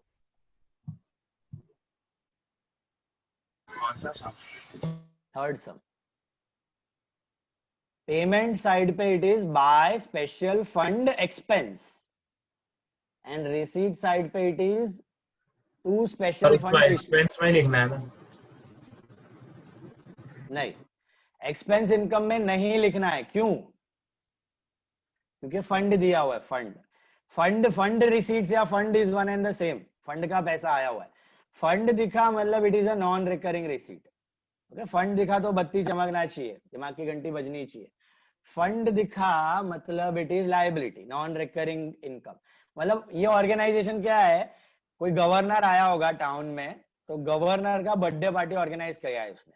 भी हर साल तो गवर्नर आएगा नहीं, हर साल उसका बर्थडे पार्टी करना नहीं है, तो एक बार ही उसने फंड इकट्ठा किया और उसी में से खर्चा कर लिया. घड़ी घड़ी नहीं होने वाला है. घड़ी घड़ी होता तो हम लोग इनकम एक्सपेंडिचर में दिखा देते, तो आपका कंपैरिजन इफेक्ट नहीं होता है. हर साल आप कंपेयर कर सकते हो. ये क्या, एक साल का खर्चा इनकम है ना, एक साल का अगर सपोज डाल दोगे इनकम एक्सपेंडिचर में, तो कंपैरिजन विल बी डिस्टॉर्टेड. वो पता नहीं चलेगा ऑर्गेनाइजेशन में खर्चा बढ़ा, इनकम क्या हुआ, पूरा हुआ, ग्रो हुआ, क्या हुआ, पता ही नहीं चलेगा. तो कंपैरिजन विल बी डिस्टॉर्टेड. तो only recurring income we show it under income and expenditure. Non recurring को उठा के डाल दो बैलेंस शीट में. वन टाइम है वो. ठीक है. So fund is a one time receipt, तो फंड जाएगा लायबिलिटी और उसका एक्सपेंस वहीं से subtract. Purchase of sports material. Material के बारे में देखा, याद है हिंट बताई थी, 2 आइटम्स आपको चेक करने हैं for materials. What are the 2 items you are going to check for materials? Sale या डेप्रीसिएशन. सेल या डेप्रीसिएशन है क्या सम में? प्लीज चेक करो. Please check in the problem. Do you have any sale या depreciation related information? No, नहीं है. No, stock दिया है उल्टा, एक्सपेंस का हिंट दे दिया है. तो स्पोर्ट्स मटेरियल पे ना सेल है ना डेप्रीसिएशन है, बराबर है.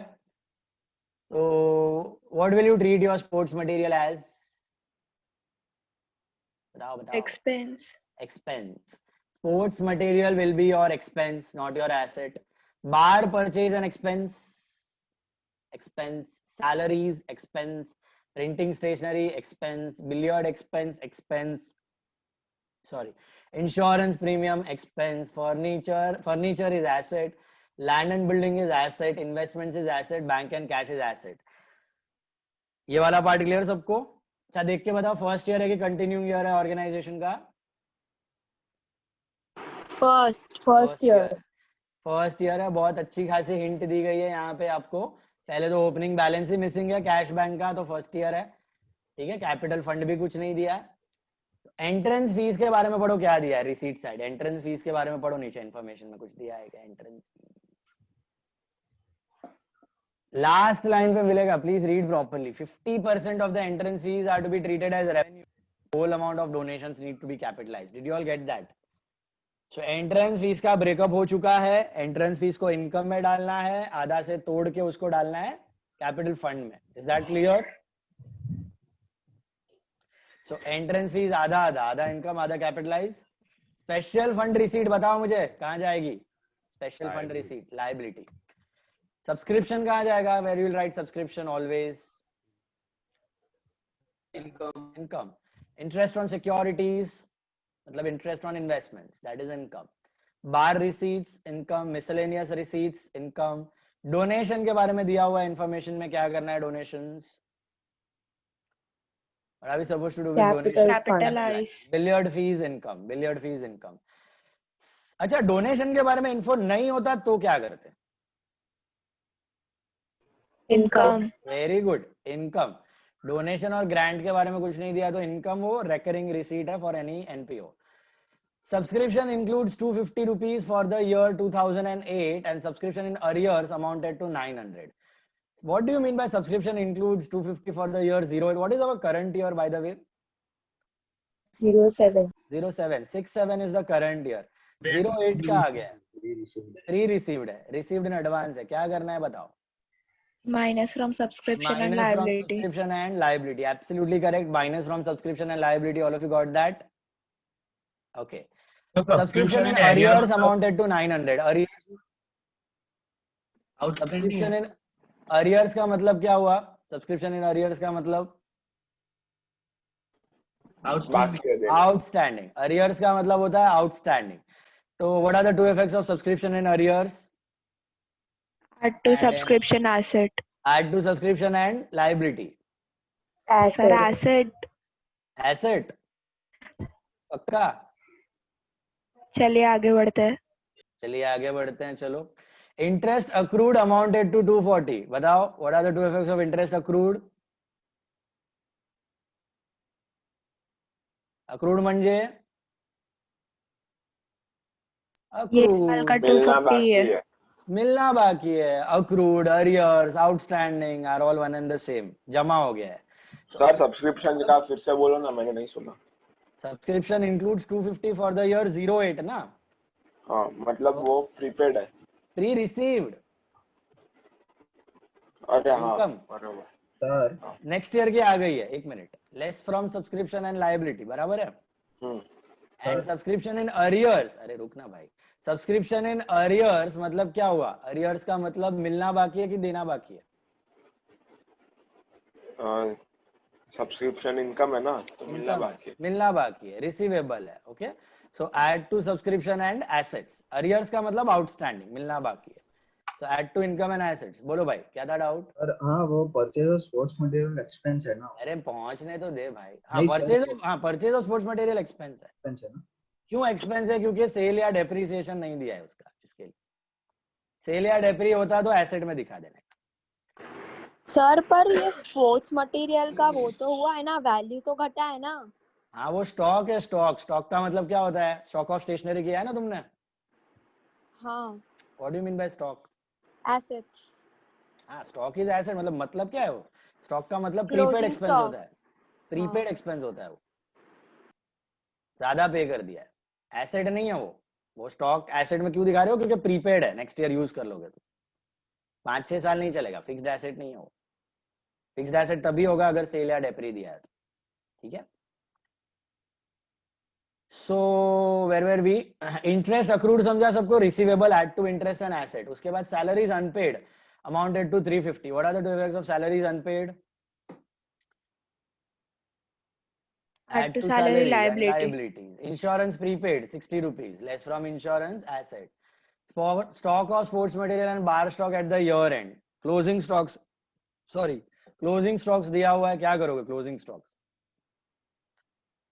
What will you do about closing stocks? अभी किया हमने. Closing stock का मतलब होता है prepaid expense. तो क्या करना है आपको? Less from bar, less from sports material and assets. Depreciate furniture and land and building, less from asset and expenditure. 50% of the entrance fees are to be treated as revenue, whole amount of donation capitalized. That is breakup information. Dots दे दो फटाफट. Subscription 2 dots, interest 1 dot, salaries 1 dot, subscription 2 dots, interest 1 dot, salaries 1 dot, insurance 1 dot, sports material 1 dot, insurance 1 dot, sports material 1 dot, bar purchase 1 dot, insurance 1, sports material, bar purchase 1 dot, furniture 1 dot, land and building 1 dot, furniture 1 dot, land and building 1 dot, entrance fees 1 dot, donation 1 dot. Entrance fees and donations 1 dot each.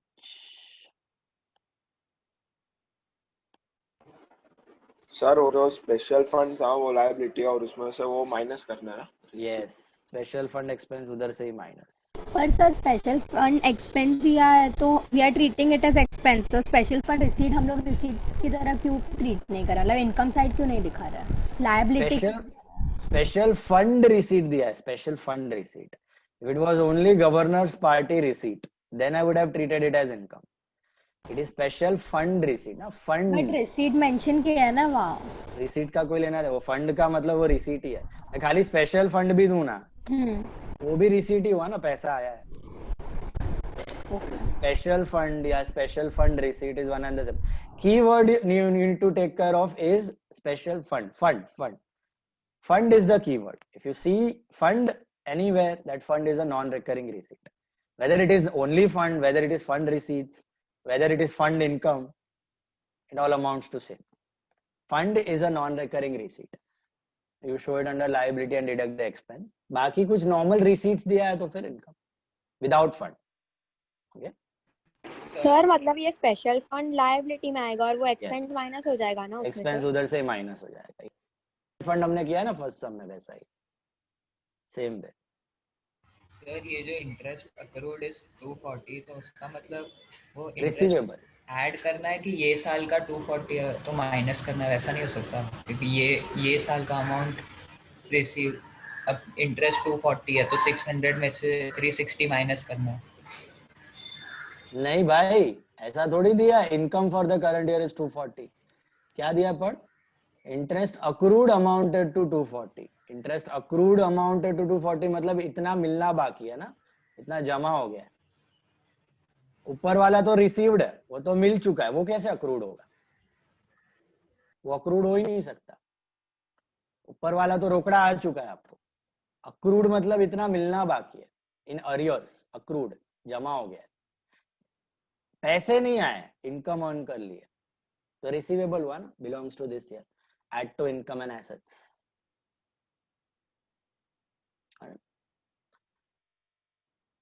करते जाओ.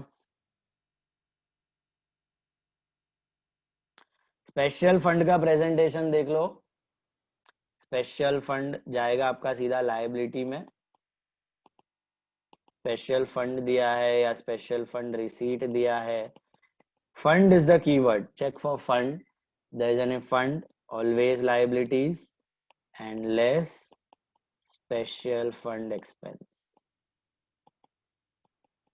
is less from that fund.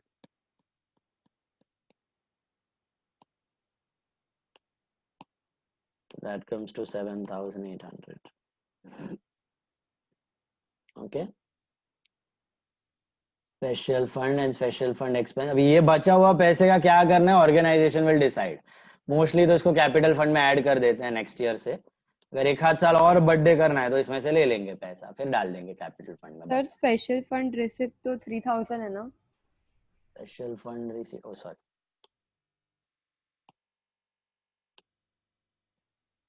so 800 रुपया ही बचेगा अभी. 3000 minus 2200. Okay. Then purchase of sports material expense है क्योंकि stock दिया हुआ है वहां पे. डेप्री या सेल दिया तो ये एसेट है, मटेरियल. ये थियोरेटिकल अजम्पशन है. Sports material are expense 2400.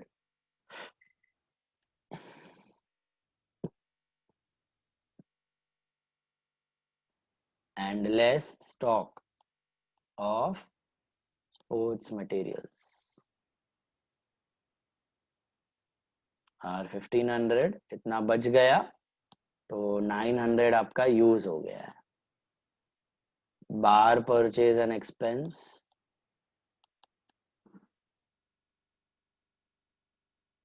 that's your expense, that's 3000 less stock of bar is 800, 2200. Salaries are expense. Salaries outstanding है 350. Add outstanding salaries. It comes to 2750. And printing and stationery. That's your expense. 910 rupees.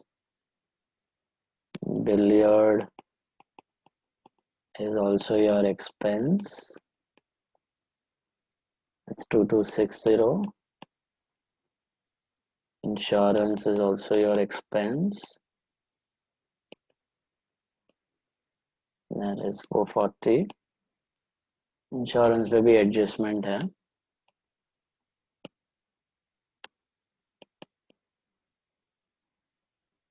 There's adjustment on insurance. Insurance is prepaid 60 rupees less prepaid insurance 60 rupees, so 380. Furniture is asset.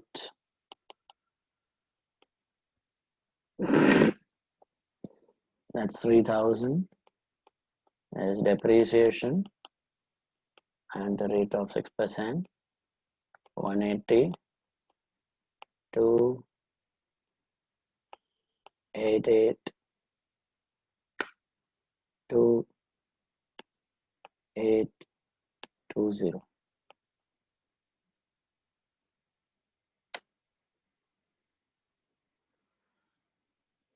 And building is asset 49,000 less depreciation 2%, 980, 48020.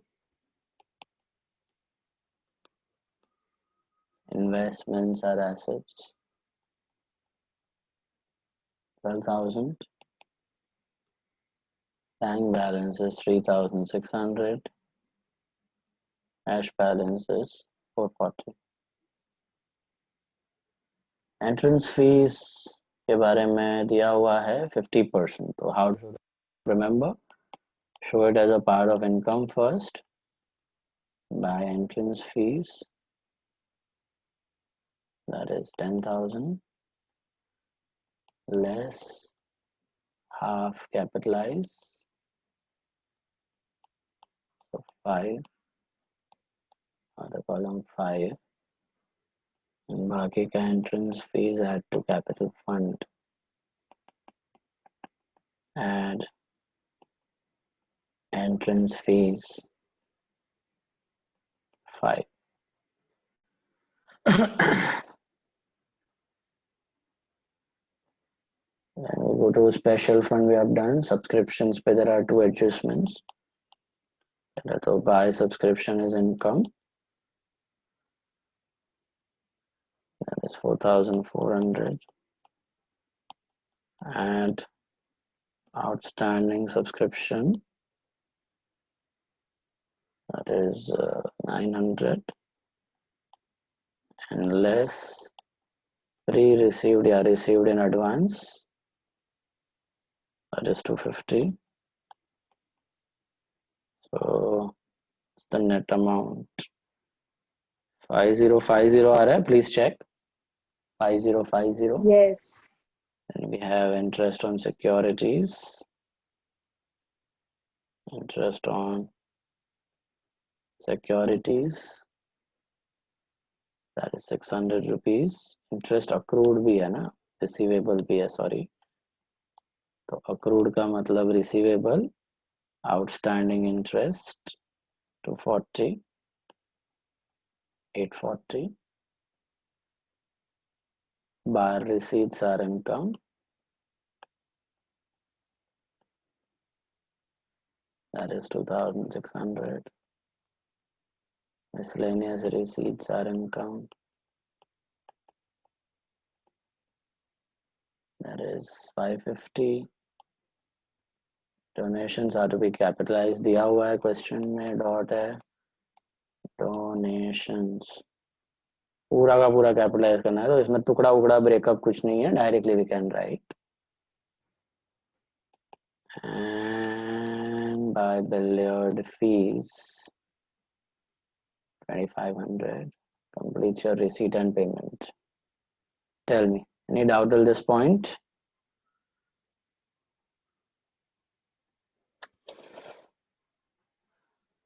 Now move to the adjustments. Subscription includes 250 for the year 08, that is received in advance. So subscription received in advance 250 and outstanding subscription 900. एक liability, एक asset. Interest accrued amounted to 240. Accrued मतलब outstanding, receivable, outstanding interest 240. Add कर लिया है, अभी asset में लिख दो. Salaries unpaid 350. Add कर लिया है salary को, liability में बाकी है तो दे दो. Outstanding salaries 350. Insurance prepaid less कर दिया है. Asset में effect बाकी था तो prepaid insurance. Stock of sports material and stock of bar. Stock of sports materials less कर दिया, second effect asset बाकी है. And stock of bar ये भी less कर दिया, second effect asset. ये दे दो. Depreciation it has been given, less का दूसरा वाला बाकी है तो अभी दे दो. To depreciation, building and furniture. I think it was 980, furniture it was 180. 980 and 180 is 1160. नहीं, हाँ, 1160. 1160 is depre का total. 50% of the entrance fees and whole amount of donation. That is the breakup information. That completes the problem. No hidden adjustment. Can you please tell me what is the total? Anyone? 540. 16. Yes, sir. 16540. What is the surplus or deficit? 5980. What surplus? Plus. Surplus of 5980. 5980. Surplus लिख के काम तमाम नहीं होता है. Excess of income over expenditure. And ये surplus आपका यहाँ पे ऐड हो जाएगा. 5980. ओपनिंग कैपिटल फंड 0 है. 63 plus 5 68. 980 आएगा आपका outer column and tallies on 7380. 70,388 tallies. 70,380 rupees.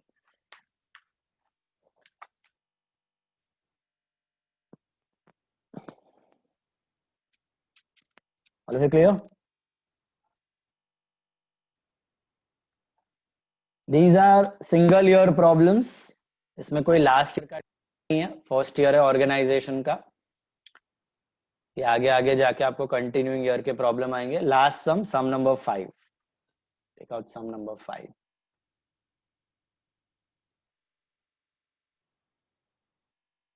Check the solution. If you have any doubts, you ask. Let's go to sum number 5.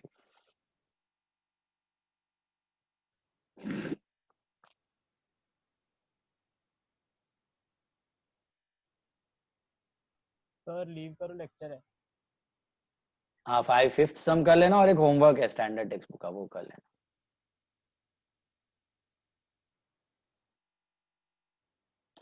Sum number 5, come on, take out sum number 5. Sir 5 homework अभी कि अभी करना है? 5 अभी करना है, वो SK Somaiya वाला था, उसको कौन बोला। Sum number 5, सम नंबर 5 देखो जरा ध्यान से क्या दिया है। Doctor Narendra commenced practice in the month of April 2007. Sum number 5, he commenced practice का मतलब क्या हुआ? commenced practice, started, उसका बिजनेस स्टार्ट हुआ है, फर्स्ट ईयर है पहले तो। और डॉक्टर नरेंद्र मतलब वो एक ही बंदा है, पूरा ऑर्गेनाइजेशन नहीं है। सो ये सोल प्रोप्राइटरी एनपीओ है। ओके, सोल प्रोप्राइटरी एनपीओ में एक ही बंदा कैपिटल डालेगा, लेकिन वो चैरिटी पे काम कर रहा है। ठीक है, is not working for profits, is working for charity, that is the meaning. तो doctor Narendra commenced practice in the month of April 2007, prepares the following receipts and payment for the year ended 31st March 08. फटाफट बोलते जाओ। Furniture किधर जाएगा? Furniture asset. Equipments, where will show equipments? Assets. Drugs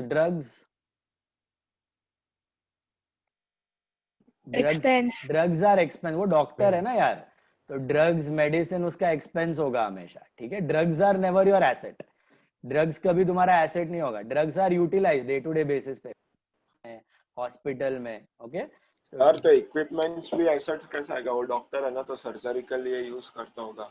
नहीं, हाँ तो surgery के लिए यूज करके फेक थोड़ी देता है। तो सर हम लोग स्पोर्ट्स मटेरियल भी तो मतलब एक ही साल के लिए काउंट करते थे ना।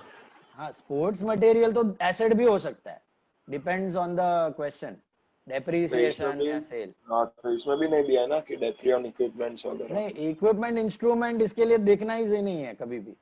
लफड़ा सिर्फ मटेरियल के केस में होगा, वो भी थियरी के लिए होता है, क्योंकि in boards they never frame the question properly. या सर सम में बैलेंस भी दिया और कैपिटल का वो भी दिया है। अरे मेरे को तो फिर नया बिजनेस कैसे? कहाँ दिया है बैलेंस? कैपिटल दिया है ना 10,000। अरे तो शुरू में इंट्रोड्यूस किया है ना उसने, रुको एक मिनट। और लास्ट लाइन में बैलेंस भी तो दिया है। क्लोजिंग है वो बेटा। अच्छा, अभी फर्नीचर तो एसेट है, इक्विपमेंट और इंस्ट्रूमेंट है ना, इसके लिए कोई अजम्पशन नहीं है। वो मटेरियल का मैंने इसलिए अजम्पशन दिया है क्योंकि बोर्ड्स में कभी फ्रेम नहीं करते हैं क्वेश्चन बराबर से, इसके लिए आपको ये थियरी का अजम्पशन दिया है कि मटेरियल के बारे में सिर्फ मटेरियल है, सिर्फ materials, sports material, canteen material, bar material, cricket material, material दिख जाए और सेल और डेप्री है तो एसेट, वरना एक्सपेंस। बाकी कोई चीज के बारे में कंफ्यूजन नहीं रखना। Equipment always asset, no two thoughts about that. Instruments always asset, no two thoughts about that. Okay, books library books होता है ना, बुक्स तो books are always asset, no two thoughts about that. So books, instruments, equipments हमेशा asset. Okay, medicine drugs हमेशा expense, medicine drugs हमेशा utilise होंगे day to day basis पे। Okay, material भी जनरली एक्सपेंसिव होता है, बट कभी कभी ये लोग सेल डेप्री दे देते हैं, इसके लिए मैंने बोला ध्यान रखना, वो एसेट भी हो सकता है, एक्सपेंस भी हो सकता है। मटेरियल का ही लफड़ा है खाली, बाकी कोई चीजों में प्रॉब्लम ही नहीं है। तो अभी इक्विपमेंट एक्सपेंस है ना। अरे asset sorry, equipment is always asset, always asset, उसके लिए सोचना ही नहीं है कभी भी। इक्विपमेंट, इंस्ट्रूमेंट्स के बारे में don't think only, it is always asset. Okay, drugs are expense, salaries expense, rent is expense, conveyance is expense, stationery is also expense, lighting is also expense, periodicals are also expense। periodicals मतलब magazines, journals वगैरह subscribe करता होगा वो। Drawings क्या करोगे? Drawings minus capital fund. ये आपका 11th standard वाला प्रॉब्लम हो गया, सोल प्रोप्राइटरी वाला।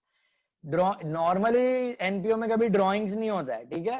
Normally NPO do not have drawing, क्योंकि बहुत सारे मेंबर होते हैं ना, उनको थोड़ी अलाउ रहेगा ड्राइंग, वो जब चाहे पैसा नहीं निकाल सकते। एनपीओ में कोई ड्राइंग्स नहीं होता, ये सोल प्रोप्राइटरी है, एक ही बंदा है, इसके लिए ये ड्राइंग्स कर सकता है, इसका मर्जी, ठीक है, इसका खुद का ही ऑर्गेनाइजेशन है, तो खुद का ही कैपिटल है, खुद चैरिटी पे काम कर रहा है वो, और किसी बाहर वाले से उसने पैसा नहीं लिया है। तो drawings is less from capital. Balance carry down, ये कौन सा बैलेंस है? Cash balance, bank balance. हाँ, बट कौन सा, ओपनिंग की क्लोजिंग? क्लोजिंग। किधर जाएगा? Balance sheet asset. Is that clear? Opening, अभी देखो ये सम भी हमने किया, ये एनपीओ का सम था, यहाँ पे दिख रहा है ओपनिंग कैपिटल 0 था, ओपनिंग कैपिटल 0 था, तो हमारा कैपिटल फंड फॉर्म कैसे हुआ? हमारा कैपिटल फंड ये सब चीजों से फॉर्म हुआ, एंट्रेंस फीस मंगाया, डोनेशन मंगाया, इससे हमारा कैपिटल बना, राइट?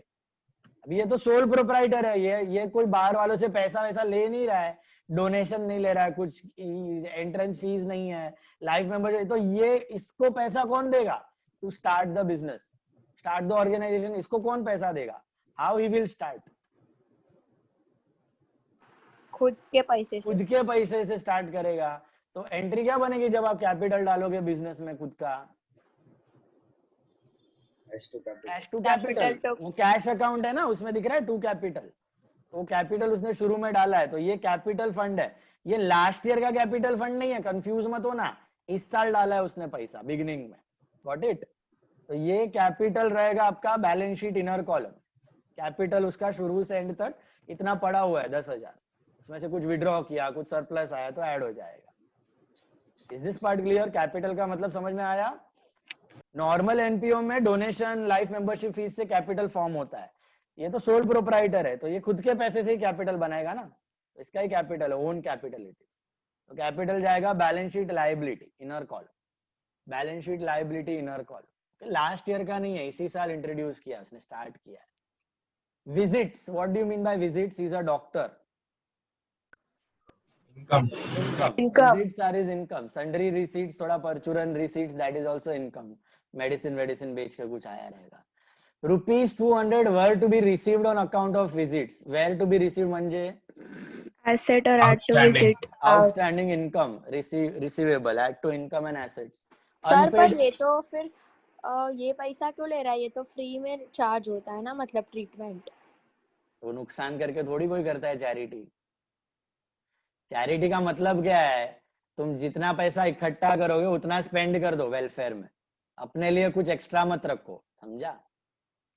अभी मेरे को कोई एनजीओ खोलने का है तो मैं घर का ही पैसा सब डालते जाएगा, मैं तो भिखारी हो जाएगा 2 साल में, फिर क्या चैरिटी? एनजीओ काम कैसे करेगा? डोनेशन, चंदा इकट्ठा करेगा अमीर लोग से और गरीब लोग में डिस्ट्रीब्यूट करेगा, तो चलते रहेगा ना लॉन्ग टाइम तक एक्टिविटीज। चैरिटी का मतलब ये नहीं है घर का ही पैसा डालो, कुछ कलेक्ट मत करो, तो खत्म हो जाओगे, ऑर्गेनाइजेशन चला ही नहीं पाओगे अगर पैसा नहीं आएगा तो। सर तो उसने खुद ने वो कैपिटल डाला इसलिए ड्राइंग्स किया है, वरना नहीं कर सकता ना। नहीं, वरना नहीं कर सकता, खुद का कैपिटल है इसके लिए ड्राइंग्स कर रहा है। खुद का कैपिटल क्यों डाला है? मेन एसेट वैसेट क्लिनिक बनाने के लिए लगेगा ना उसको, इसके लिए उसने खुद का कैपिटल डाला हुआ है। फिर हर साल वो थोड़ी खुद का पैसे से सब कुछ करेगा, हर साल वो जो पैसा आएगा फीस वगैरह जो भी थोड़ा एकदम नॉमिनल रेट पे चार्ज करेगा और वो बेनिफिट में यूज करेगा पब्लिक का, और जितना हो सकता है। ये तो लॉस में ही जाएगा ना, मतलब लॉस में क्यों जाएगा? कुछ कमाएगा ही नहीं। कमाने के लिए नहीं बनाया भाई, वो एनपीओ है, तो वो इतना देखेगा कि उसको थोड़ा बहुत ब्रेक इवन हो जाए, एक्सपेंस इक्वल टू इनकम हो जाए, या थोड़ा बहुत सरप्लस हो तो हो सेफ साइड के लिए। बाकी एक्स्ट्रा प्रॉफिट कमाना उसका मोटिव नहीं है यहाँ पे। He is not a private doctor, charitable doctor है वो, चैरिटेबल क्लिनिक खोली है उसने, ठीक है? प्राइवेट डॉक्टर नहीं है वो, तो छाप छाप के हलाल कर देगा पेशेंट को, वो नहीं है उसका काम, प्रॉफिट बनाना नहीं है, सर्विस बेसिस पे काम कर रहा है, तो एकदम नॉमिनल चार्ज पे फीस चार्ज करेगा, एकदम नॉमिनल उस पे खर्चा कर देगा, जितना हो सके स्पेंड कर देगा, थोड़ा बहुत बचाएगा कि एक्टिविटीज चलती रहे, जितना लंबे टाइम तक सेवा कर सके करता रहे, ठीक है?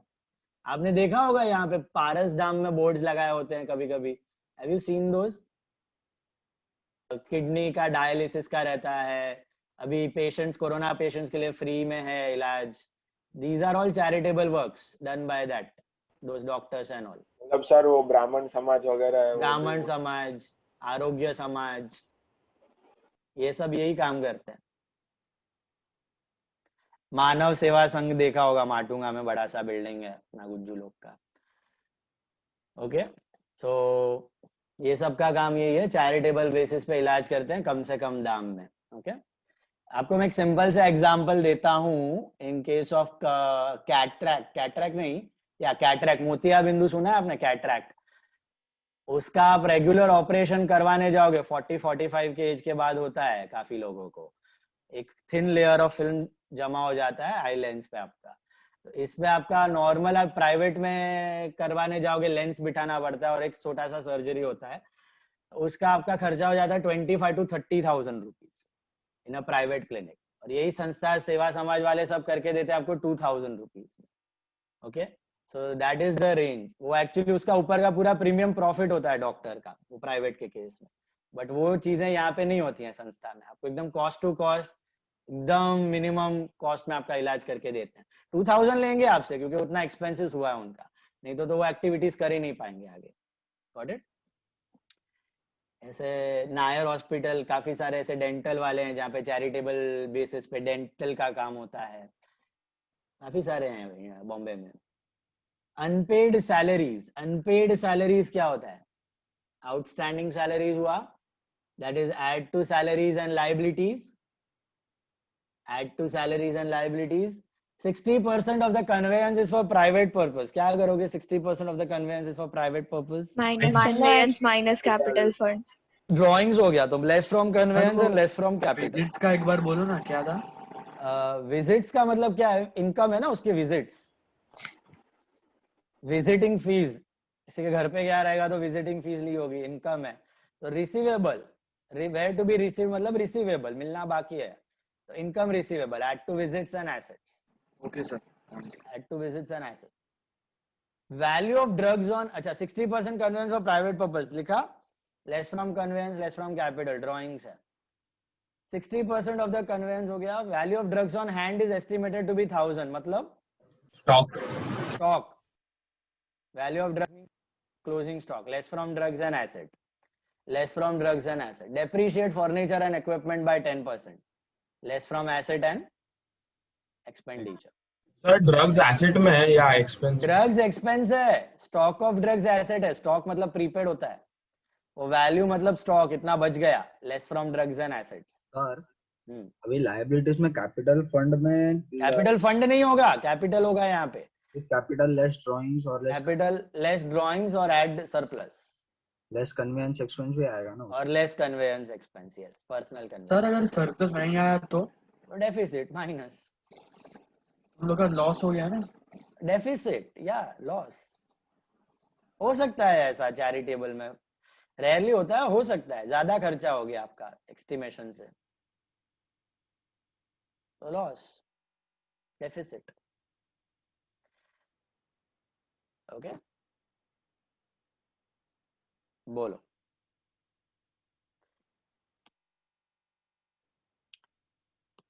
फटाफट करते जाओ।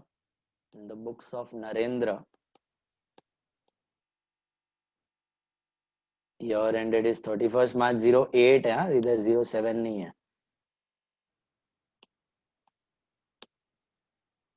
सर इनकेस वो कैपिटल फंड में ज्यादा हो गया, वो तो हम लोग एसेट साइड दिखाते हैं कैपिटल फंड। फिर कैपिटल फंड में क्या ज्यादा हो गया? लॉस। हाँ, लॉस आ गया।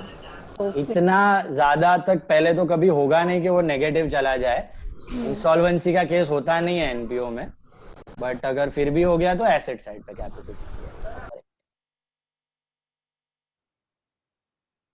तो सर मतलब वो हम लोग को पहले से थोड़ी मालूम पड़ेगा, तो सब लास्ट में पता चलेगा ना? नहीं बेटा, जब भी तुम कोई एनपीओ चलाने वाले हो, तुम अपना ही एग्जांपल ले लो, तुम्हें कोई चैरिटेबल सर्विस करनी है, से फॉर एग्जांपल तुमको कोरोना के पेशेंट्स के लिए फंड्स इकट्ठा करके इलाज करवाना है उनका, तो तुम पहले क्या करोगे? फंड्स का तैयारी करोगे, उसके बाद उसके हिसाब से तुम स्पेंड करोगे, है ना? तो वो गणित में तुम्हारा 19-20 हो गया तो कभी शायद खर्चा तुम्हारा ज्यादा हो जाए फंड से, but majority of the cases तुम पहले एक फंड बना के उसका रिकॉर्ड में, और उसी में से निकालने का ट्राई करोगे ना जितना होता है पेमेंट्स।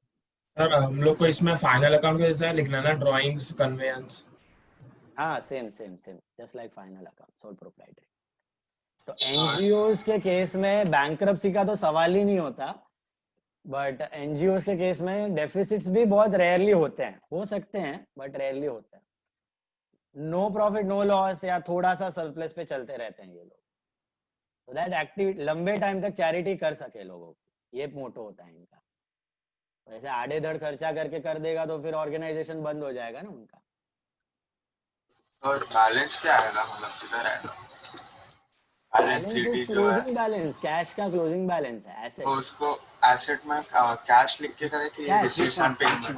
नहीं कैश स्लैश बैंक या कैश, ओनली कैश या cash slash bank, only cash या cash slash bank.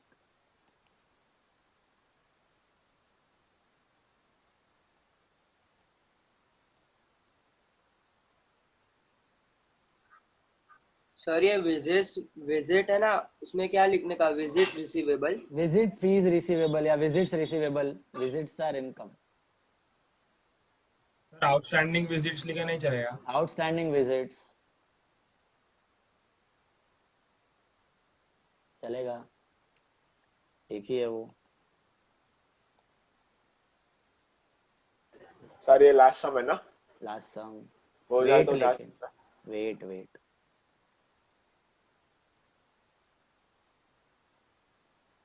Answer and then go. आज का आपका होमवर्क भी इसी के ऊपर है, तो बराबर से एक बार चेक कर लो ये।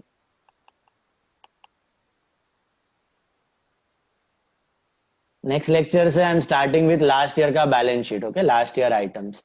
Very very very very very very important lecture, okay. सबसे इंपॉर्टेंट कंसेप्ट्स करने वाले हम लोग नेक्स्ट लेक्चर एनपीओ का, डांडी मत मारना बिल्कुल। This is drugs 2000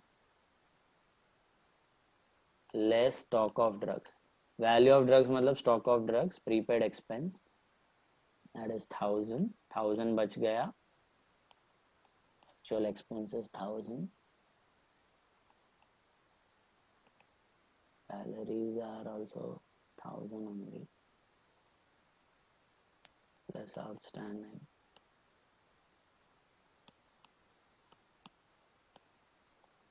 $1200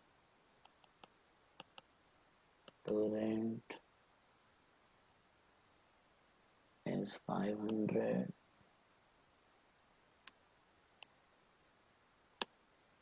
okay, conveyance is 700। ये पूरा चैप्टर आपको वापस फाउंडेशन में भी है, एनपीओ बिल्टअप है, उसके ऊपर भी है। ये सब कंसेप्ट्स तो आने ही वाले हैं वापस। Those who are planning to do CA and all, इसको परफेक्टली करना, थोड़ा भी 19-20 मत रखना है। सर ये बाय बैलेंस सीडी दिया है तो फिर एसेट्स में ऐसे ही लिख दे क्या? बैलेंस कैश स्लैश बैंक बोला तो भी, कैश स्लैश बैंक या ओनली कैश, कैश स्लैश या कैश स्लैश बैंक या फिर only cash account open, okay.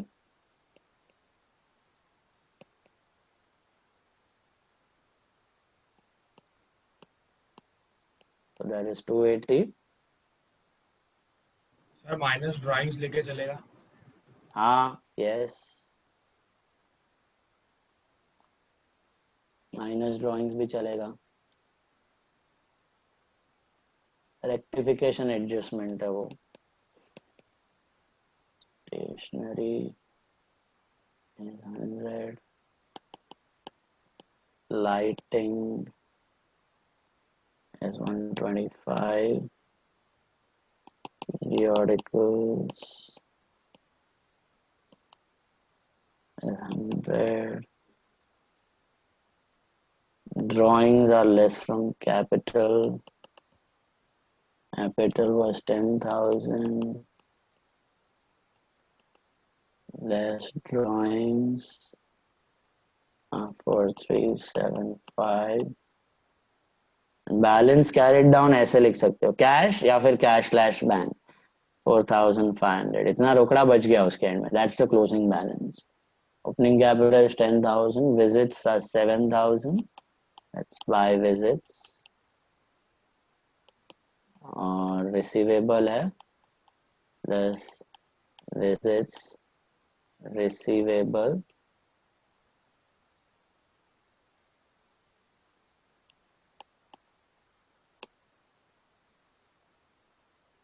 $200, 7,200 and sundry receipts.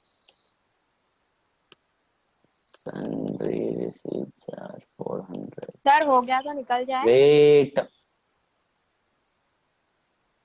200 were to be received on accounts of visit. Add to visit. Second effect is asset. 2 minutes. Visits receivable. That is 200. Unpaid salaries add to salary effect, and दूसरा effect is liability outstanding salaries to. Yashvi, you are planning to do CA or what? No sir. क्या करना है तुमको? Actuaries. अच्छा, actually you are planning. Very Yes. good. Very good. बाकी लोग कौन कौन है CA वाला? Today is the last date for discounted fees. Know that, right? So those who are planning and all, they can decide today. Okay, let me know, or Rajiv sir.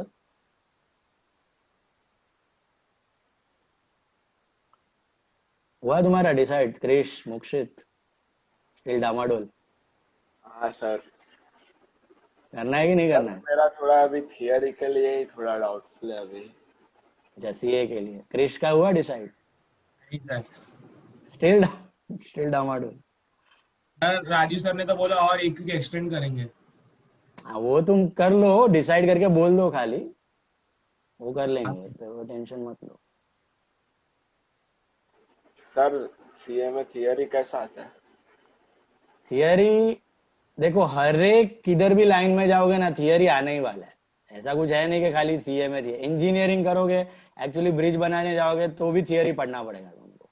Theory हर एक line में आने वाला है. It is unavoidable. और theory के base पर ही practical काम होता है. नहीं मतलब रट्टा मारना रहता है नहीं कि नहीं नहीं, समझने का है. खाली एक सर लॉ. ड्राइंग्स 420 लॉ ऐसा और सर सब्जेक्ट है प्लस ना. भी एक मिनट. और 9300 फिर सीए वालों के साथ अब जम के डिस्कशन करो. हाँ, 1 मिनट. ध्वनि को नहीं करना है सीए? नहीं, दूर दूर तक नहीं. बहन की हालत देख के. बहन का जितना डेडिकेशन है ना, वो देख के कि नहीं इतना नहीं पढ़ाई हो सकता. थियरी कैसा है, ऑडिट में है थोड़ा थियरी, बट वो भी समझने वाला ही है. बाकी टैक्स है थोड़ा थियरी, वो भी समझने वाला है. लॉ में थोड़ा आपको टेक्निकल लैंग्वेज यूज करना पड़ता है.